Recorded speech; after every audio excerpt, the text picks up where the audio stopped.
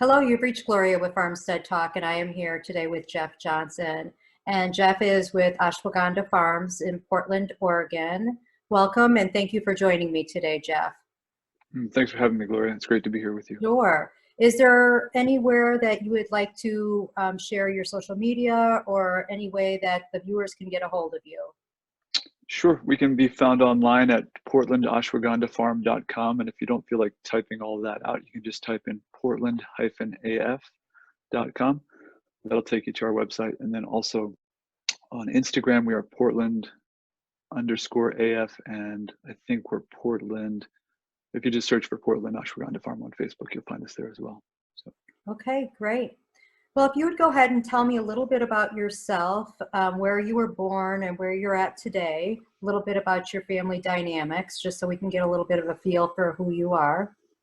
Sure. Well, I'm Jeff Johnson. I was born in South Jersey in the late 70s. I grew up there with my father. He had a large garden in the backyard, and I was had childhood illness, nut allergies and asthma. And I grew up learning about meditation and herbs to help out with health issues. Got the internet when I was moved in with my father, found out about the Ayurveda, biodynamic farming, Buddhist meditation, and then my path kind of went on from there.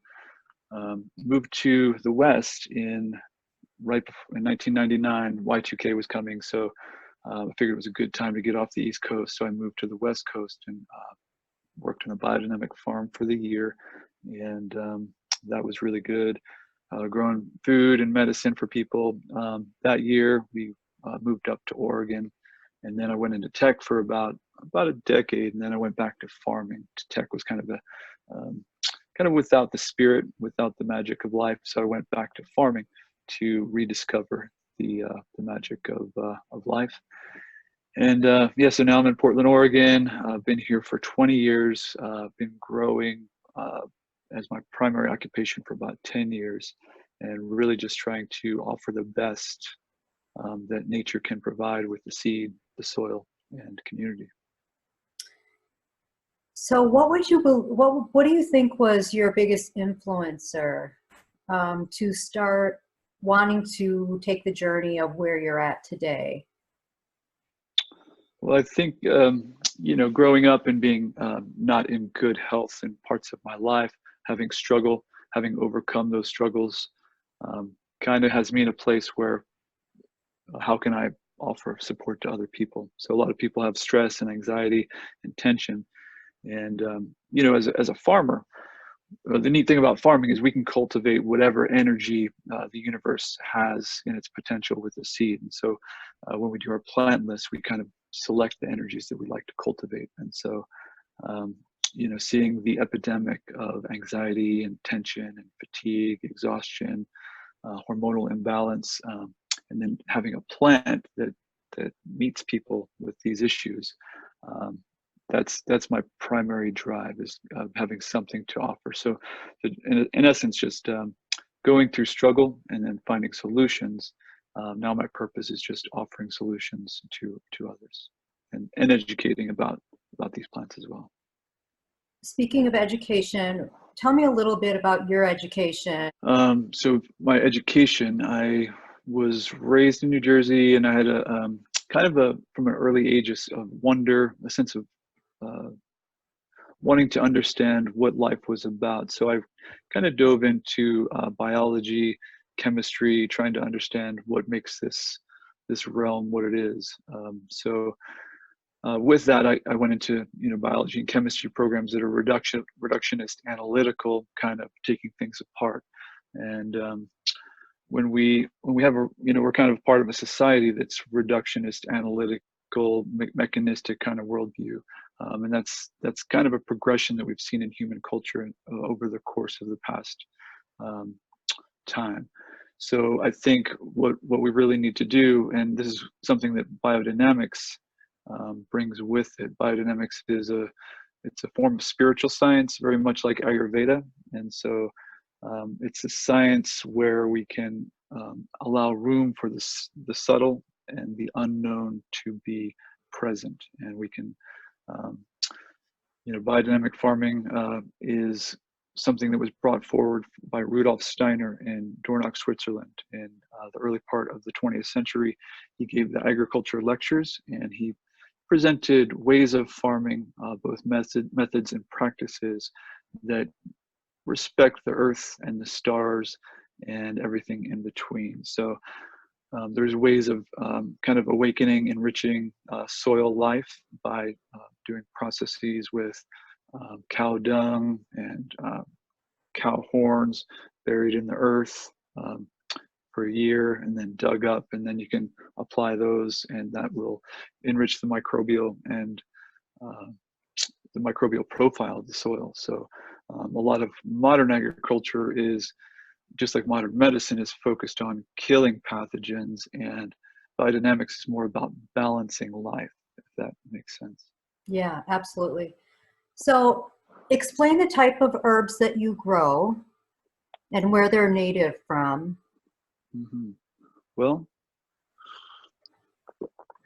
so the number one plant that we focus on is called ashwagandha.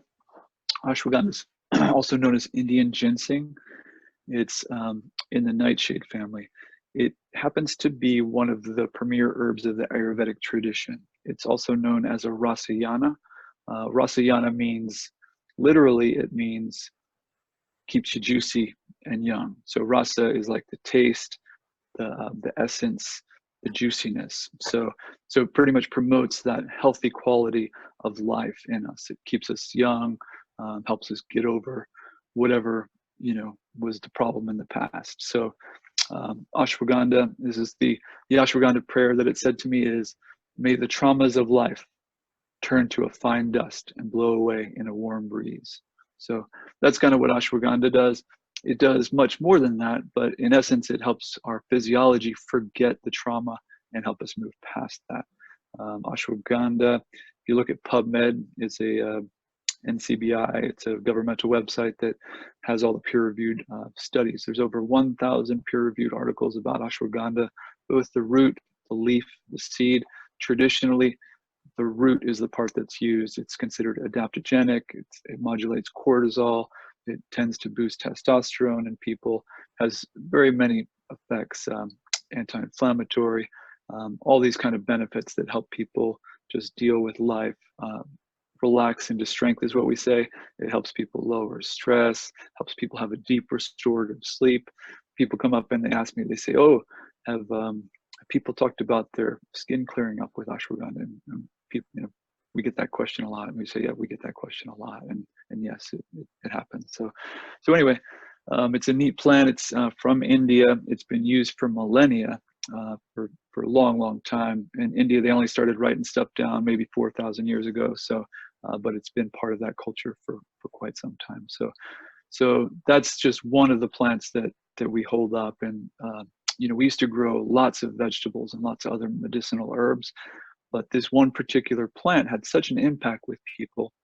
And I remember reading about the ashwagandha when I was young, talking about how it's good for strength and vigor and recovery, and good for men to be calm and strong. It's also very good for women. So the plant that's good for everybody. And so, when we have the choice to cultivate whatever energy that that the universe has, my choice has been to cultivate the calm, peaceful strength of ashwagandha, because I feel like it's what the world needs now. There's a lot of tension, a lot of confusion these days, and so that's the plant that I'm kind of charging forward with. And we also grow other plants. We grow tulsi, which is another Ayurvedic favorite. We grow passion flower. We grow yarrow, and so. My original herbalist training is in Ayurveda, but then after I learned Ayurveda, I moved on to Chinese herbs. After I moved on from Chinese herbs, I went to, Western herbs and African herbs, and now it's kind of just, it's just plants. So Ayurveda is my original kind of foundation, but when we find a plant that grows outside of our place, we can find that genus, and we can find all sorts of relatives that have all sorts of amazing wonder. Can you So, explain what the Ayurveda is? yep. So Ayurveda literally translates to Ayu, which means life, and Veda means science. So it's the science of life, and it's a tradition in India that's both deep and broad. So there's all sorts of flavors of Ayurveda. Ayurveda was brought to the West in the 60s by Maharishi. Um, uh, Maharishi, he's got the center in Fairfield, Iowa. So there's different flavors of Ayurveda. Some of it's very fancy and decadent, and some of it's more down to earth. So, but Ayurveda is it's becoming more popular because it's a full lifestyle kind of approach, and it doesn't have to necessarily be tied into religion or dogma, but it's a in essence, it's a pattern language of life. So different people have different constitutions. And so how do we balance both our original constitution with our current disposition away from that? And so Ayurveda talks about everything from using color, what colors do we dress ourselves in, to the foods we eat when the season.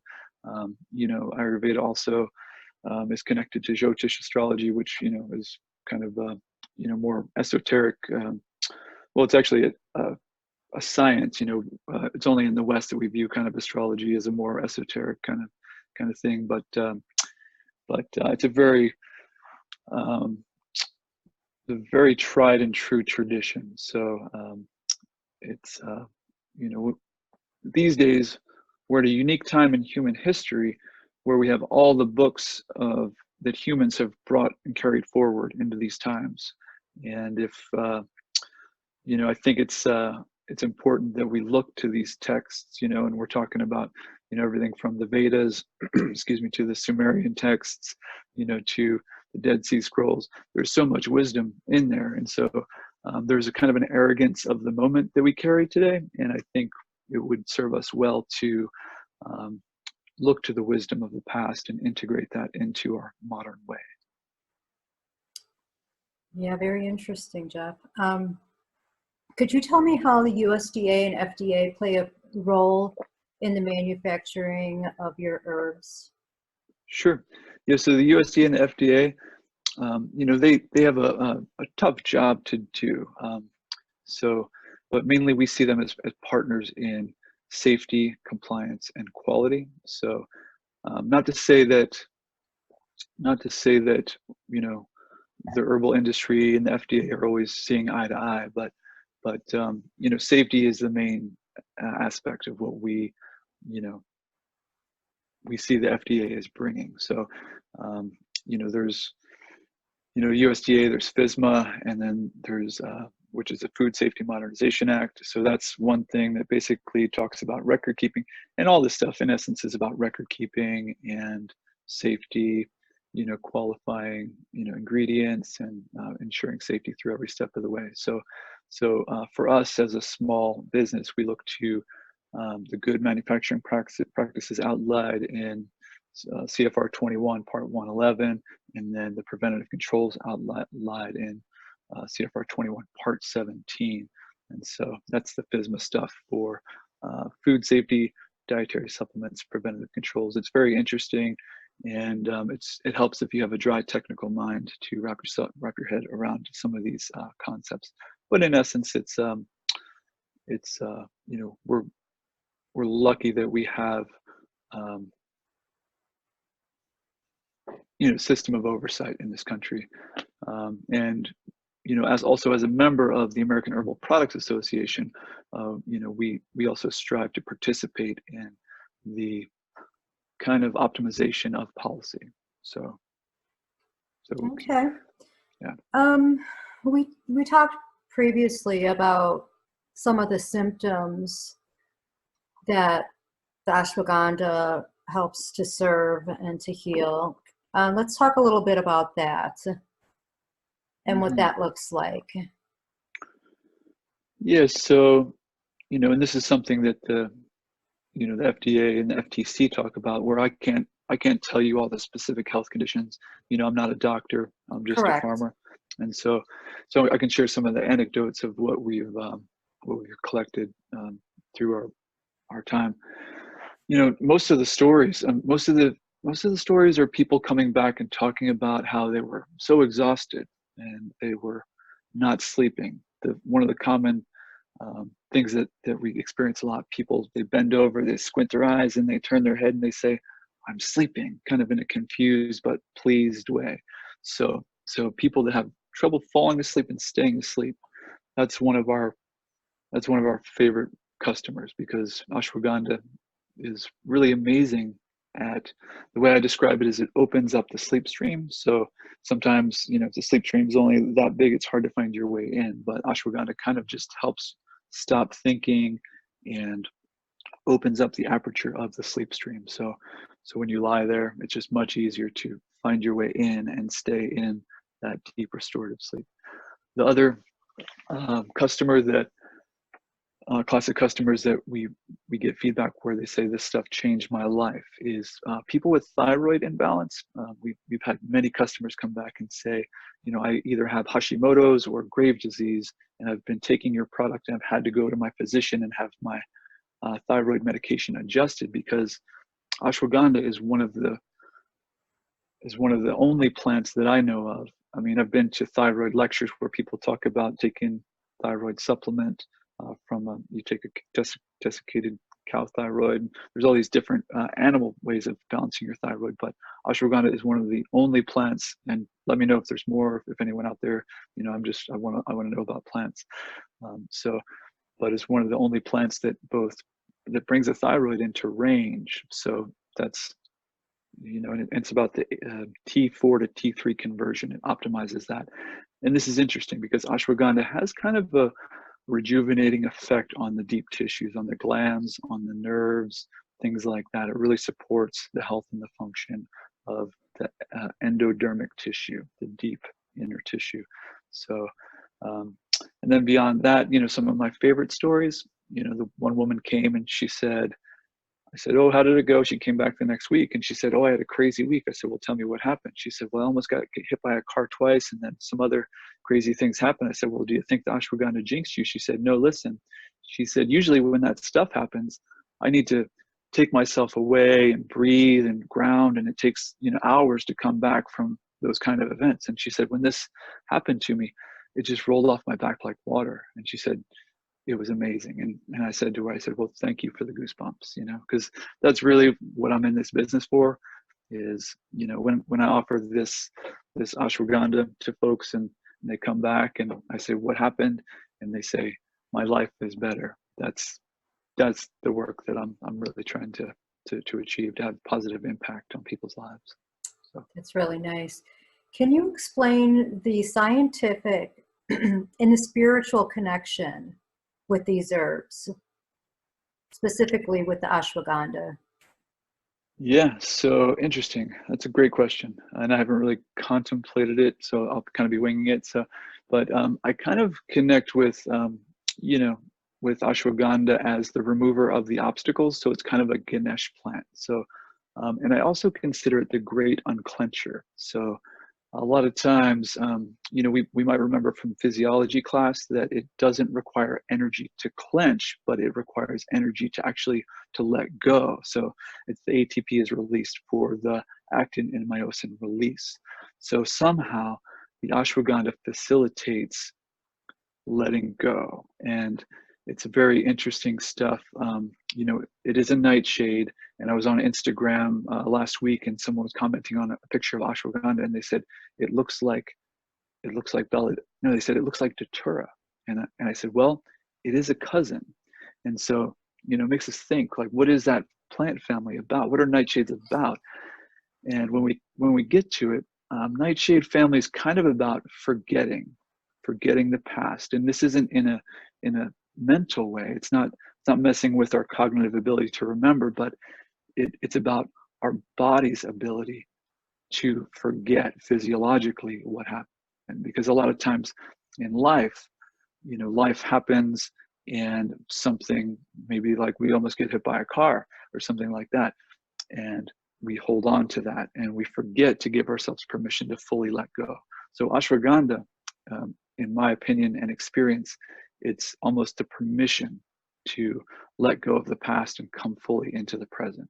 It's very grounding, it's very centering, it's very quieting to the mind, it's very energetically activating, but it's also this very calm peace that it offers. And I think that's kind of what we need today, with all of the telephones and computers and bells and whistles and everything. We kind of need to kind of come back into ourselves and, you know, in the present moment, and let go of the past, you know, let go of the stresses of work and, you know, all the social pressures and financial, you know, things. So that's in essence what ashwagandha does. And through that, as we let go physiologically and come back into ourselves, then we can get that rest and recovery. And then when we wake up in the morning, it's I can do this again. And so that's what ashwagandha yields. It's the ability to work hard and work long, and to be tired, and to rest, recover, and keep going. So Wow, very interesting. Tell me a little bit about how you actually process and manufacture the herbs from, you know, from when you take them out of the field. How do you manufacture your tinctures? So the most important part of our process is the fresh quality. So we pretty much we dig the ashwagandha out of the ground, and when you pull the ashwagandha out of the ground, you could be on the other side of the farm and you can smell fresh ashwagandha. Now, when we dry the ashwagandha, something in that fresh effervescence, it disappears. So ashwagandha, the name ashwa means horse, gandha means smell or essence. So, and that's both the quality of the plant. It gives us this essence of a horse. So what do we think of when we think of horse? It's a very still, very strong, capable, alert, you know, kind of ready. It's a, you know, kind of a timid but powerful creature. So depending on the state, I mean, wild horses, of course, are just, you know, different than, you know, horses in captivity. But anyway, back to the process. So what we're trying to do is capture that fresh essence. So we take the roots out of the ground, we cut them fresh, and then we soak them in a 40% ethanol solution, and that allows us to capture the fresh essence. This year we did a 1-to-2, and so we get a lot of ashwagandha into a little bottle. So every bottle ashwagandha will have 30 grams of pretty much fresh ashwagandha juice in them. So that's exciting to be able to offer the fresh qualities of ashwagandha to people that have only experienced the powder before. So How do you determine what the dosaging would be?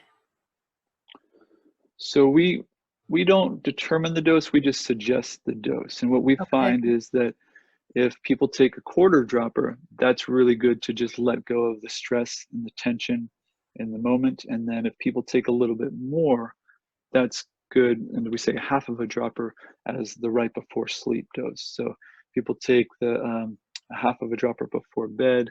People tend to fall asleep and stay asleep the whole night without waking up to pee.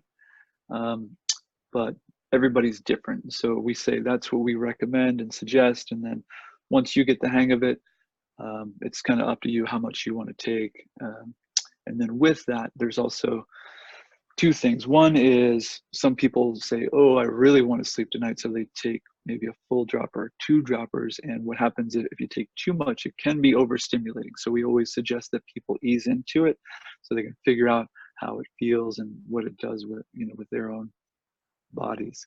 The other thing, and this is the special instructions, if people do take that suggested sleep serving, then and they do have the deep restorative sleep, then